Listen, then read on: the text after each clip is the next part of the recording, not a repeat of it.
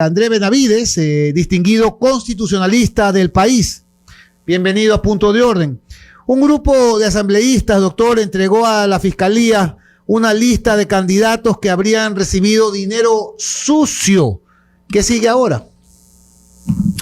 Buenos días, estimado Javier, un cordial saludo para todos. Bueno, la semana pasada, el asambleísta Fernando Villavicencio hizo mención de que algunos candidatos para estas elecciones seccionales, tanto alcaldes, prefectos e inclusive concejales, estarían inmersos en presuntos actos que tienen que ver con la financiación de candidaturas, de campañas electorales a través de dinero que proviene del narcotráfico. En ese sentido, lo que corresponde en este momento, una vez que ya tiene conocimiento de la noticia criminis, la Fiscalía General del Estado, es el de abrir una investigación previa que justamente permita identificar si es que en efecto existe algún tipo de delito y por otra parte ver cuáles serían los presuntos responsables y de esta manera establecer aquellos elementos que permitan posteriormente formular cargos hasta llegar a un proceso penal en el cual se determine si es que existe o no existe como tal un delito para estas personas que están en este momento en una lida electoral. Doctor Benavides, ¿qué evidencias se han presentado para pedirle a la Fiscalía que investigue estos hechos? Bueno, en este caso lo que ha hecho el asambleísta Fernando Villavicencio es presentar la denuncia. Tengo entendido que ha presentado como prueba, llamémosle, bueno, en este momento procesal no es una prueba, sino documentación, que son indicios para que la Fiscalía pueda realizar otro tipo de diligencias que permitan, en efecto, determinar primero la veracidad de esos documentos, ver esa relación causal y posteriormente yo creo que la Fiscalía lo que va a hacer es llamar a rendir testimonio a varios de los que están siendo objeto de esta investigación. Buenos días, Alfonso Jar te saluda. Pero obviamente en este momento muchos de esos candidatos están en campaña y sobre todo están con el blindaje de inmunidad que corresponde por ser ya candidatos, incluso en campaña, no solamente inscritos, sino en campañas. En campaña. Por ende, ni siquiera pueden ser distraídos de su función. Esa es justamente la idea o la pretensión de la ley electoral de generarles un blindaje durante el tiempo de la campaña electoral. Entonces, ¿cómo se podría romper esto, por ejemplo? ¿O cómo se podría entrar a una investigación previa con candidatos que están en campaña? Y cómo también se podría despolitizar el tema, porque también sería injusto que, por ejemplo, algunos señalados no tengan ninguna situación de esta, pero se lo distrae en este tema y al final de cuentas pues se demuestra que no tiene nada, pero en cambio se lo perjudicó en cuanto a inquietarlo, a su imagen, etcétera. O sea, ¿no es también peligroso manejar este tipo de cosas en campaña? Un cordial saludo, estimado Alfonso. Yo creo que es bastante acertado tu pregunta y comentario. Lastimosamente en la política muchas veces se ha judicializado y como bien señalas, pueda que haya algún ciudadano que es candidato que está en este momento siendo cuestionado por este tipo de actos y no tenga absolutamente nada que ver. Y en ese sentido, lo que podría ser objeto estos al grupo de asambleístas es que sean sancionados por un juez posteriormente por presentar una denuncia maliciosa o temeraria. Entonces, porque en el país también no es cuestión de tirar lodo con ventilador, porque también existe el honor y la honra de personas que eventualmente estén limpios. Y eso es justamente una de las cuestiones que uno debería al menos tratar de resguardar cuando uno presenta una denuncia. Ahora, tú señalas algo importante. De acuerdo al Código de la Democracia existe una suerte de inmunidad electoral que le denominan algunos. ¿Pero en qué sentido? El Código de la Democracia te dice que no puedes privar de la libertad a las personas que están siendo objetos de un proceso penal. Y segundo, que los procesos penales no pueden seguir su trámite mientras se encuentra justamente el proceso electoral que va a terminar en mayo de este año. Actualmente lo que existe es una denuncia, estamos frente a la apertura de una investigación previa y esto no supone desde ningún punto de vista un proceso penal. En ese sentido, la investigación previa no va a ser interrumpida. Por otro lado, la Fiscalía evidentemente tiene varias formas de hacer este tipo de requerimientos de información, lo que tiene que ver con rendir testimonio. Quienes están siendo objeto de la investigación pueden ser señalados 2, 3 veces para que vayan a rendir testimonio a la Fiscalía. Yo creo que tranquilamente podrían justificar su no comparecencia porque están en el proceso. Pero claramente que por el tipo de delito, esta investigación previa podría durar al menos unos 2 años y en ese sentido la Fiscalía tendría evidentemente el tiempo suficiente para recabar todos los indicios que permitan formular cargos.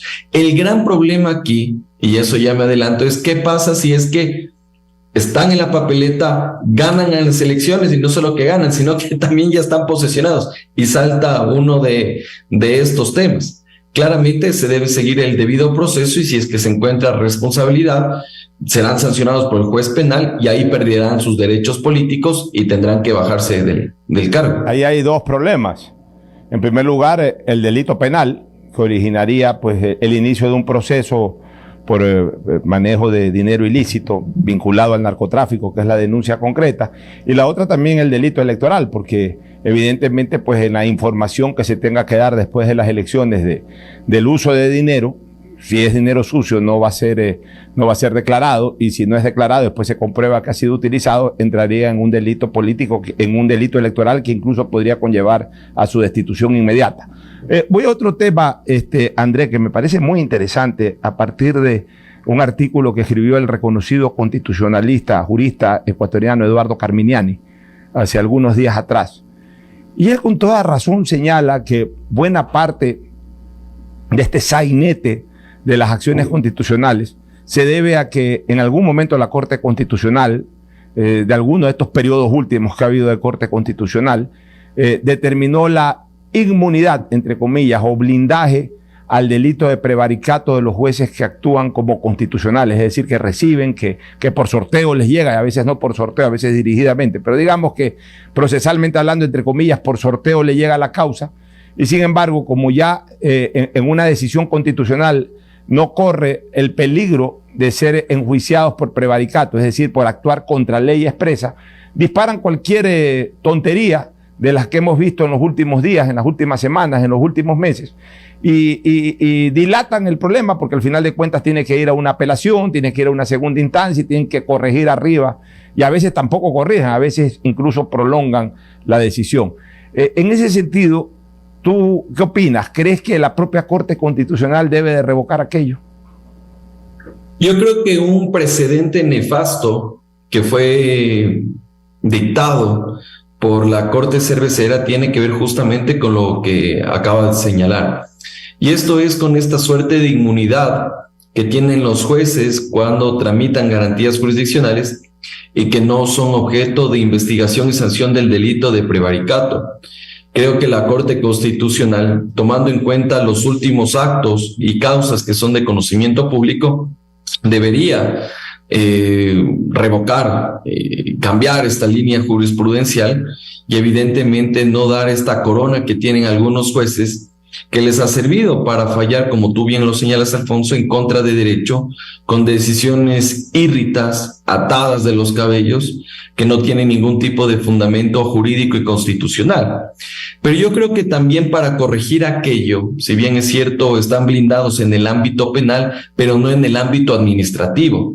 Y recordemos que los jueces, independientemente de la materia que conocen, ya sea en este caso constitucional, sí pueden ser objeto de la calificación del error inexcusable de manifiesta negligencia o dolo. El gran problema es que jueces de alzada muchas veces hacen espíritu de cuerpo y no califican aquello, y lo que hacen es dejarle al juez que ha cometido ese error, esa infracción, que continúe en la magistratura ejerciendo el cargo, ejerciendo la judicatura, en lugar de que esos malos elementos, esos malos jueces, sean expulsados de la función judicial. ¿Que hay jueces buenos en nuestro país? Sí, y yo creo que son la gran mayoría, pero lastimosamente esa minoría, esos jueces pillos, esos jueces corruptos, ignorantes, incluso politizados, son los que manchan a la institucionalidad y evidentemente uno ya no confía, no cree en la administración de justicia. Y vemos que en estos casos que son polémicos, donde se sacan con medidas cautelares a presos, con acciones de protección, se dan prelibertades, eso creo que raya en el error inexcusable y esperemos que los jueces califiquen aquello y el Consejo de la Judicatura, en lugar de ver la forma de cómo poner presidente, sostenerse el cargo, esté sancionando este tipo de cuestiones que generan esta situación de incertidumbre y preocupación a la ciudadanía y por supuesto también a los abogados en libre ejercicio. En efecto, Andrés, en el momento en que se rompa ese blindaje, ya el juez va a pensarlo 2 veces, porque es real lo que tú dices, siempre termina dándose el famoso espíritu de cuerpo y hay jueces de alzada, los jueces de la sala, del tribunal de sala, que a veces se da cuenta de la írrita sentencia venida en primera instancia, en primer grado, pero lo que hacen es simplemente revocarla para corregir, subsanar el error de derecho, pero por espíritu de cuerpo no terminan inculpando al juez con error inexcusable, con negligencia o dolo, sino que simplemente pues revocan y obviamente a partir de ahí la parte afectada en primera instancia no puede seguir un proceso disciplinario, porque como no hay la calificación en la instancia superior, ahí muere el tema. Ahora, otra cosa que es importante, la competencia del juez para temas constitucionales. Hay 2 sugerencias. Una, la que yo planteo, André, de que los jueces de primera instancia sean los que integran las salas de las cortes provinciales. Si bien es cierto que se afecta el hecho de que una persona pueda acceder a un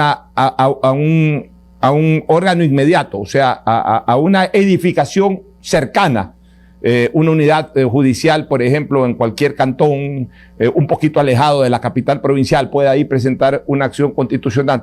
Pero sin embargo, sí garantiza un mejor tratamiento del tema. Es preferible que esa persona se demore 1 hora y pico en llegar a la capital provincial y presentar la acción constitucional, a dejar abierto que estos jueces de parroquias incluso, ni siquiera de cantones, de parroquias, en donde hay una unidad judicial y en donde generalmente hay 2 jueces, uno de turno y el otro que no está de turno. Y a veces arreglan con uno de esos 2 jueces previo a presentar la acción. Y la estrategia es, ¿sabes qué? Presenta la acción constitucional después de las 5 de la tarde, en donde ya no hay sorteo, sino que es la hora en que yo estoy de guardia o de turno y en ese momento la recibo, aboco conocimiento y resuelvo. Porque así se manejan. Por eso es que la gente se pregunta, ¿pero por qué en Manglar Alto? ¿Por qué en ciertos cantones o en ciertas parroquias incluso? ¿Por qué allá y no en Guayaquil, no en Quito? Porque acá en Guayaquil, en Quito, hay más jueces, tienen que entrar por sorteo puede llegar a cualquier juez probo, y entonces no se arriesgan. El que quiere ganar la acción ya lo maneja de esa manera. Entonces, ¿qué opinas tú sobre esa posibilidad de que se reforme el tema de la competencia y que el juez de primera instancia sea el tribunal de una sala? Y cuando haya apelación, porque siempre hay derecho a apelar, sea otra sala u otro tribunal, pero de la misma Corte Superior o Corte Provincial. Me parece interesante la propuesta, pero y yo más bien soy partidario de que deberíamos darle una preponderancia a las cortes provinciales. Pero más allá de reformar lo que tiene que ver con la competencia, yo creo que hay que modificar la legitimación activa, porque actualmente vemos que existe una legitimación activa bastante amplia, porque uno entendería que el que demanda es el directamente afectado. Pero vemos que el artículo 9 de la Ley de Garantías te dice que cualquier ciudadano en tu nombre puede demandar. Y adicionalmente la jurisprudencia de la Corte Constitucional te dice, es competente el juez donde surten los efectos del acto vulneratorio o donde está el domicilio del accionante. Pero claro, si el tercero vive en Manglar Alto, el competente es el juez de Manglar Alto. Entonces hay que corregir primero el tema de la legitimación activa.